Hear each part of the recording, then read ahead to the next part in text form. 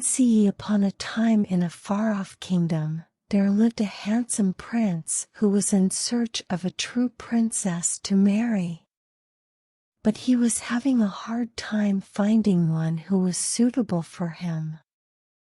He had met many princesses, but none of them seemed to be the perfect match. One stormy night, there was a loud knock on the castle gates. The prince's butler went to answer the door and saw a young lady drenched in rain, seeking shelter. The young lady claimed to be a princess, lost in the storm. The butler escorted her to the prince, who was very pleased to see her. However, the prince's mother, the queen, was skeptical of the young lady's claim of being a true princess.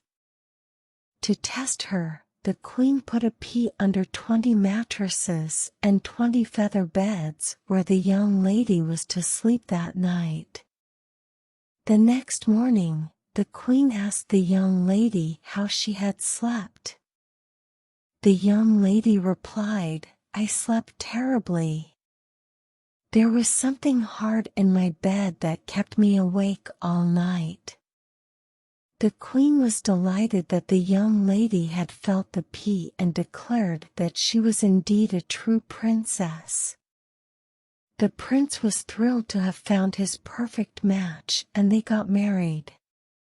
Years went by, and the prince and princess lived happily ever after.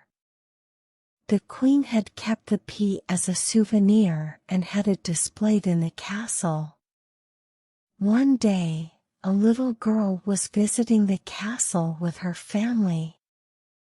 She saw the pea on display and asked the queen what it was. The queen explained the story behind it, and the little girl exclaimed, "Wow, even a tiny pea can make a big difference." From that day on, the little girl always remembered the story of the princess and the pea and how something small and insignificant could have such a big impact. And with that thought in her mind, she drifted off to sleep, dreaming of all the wonderful things she could achieve, no matter how small they may seem.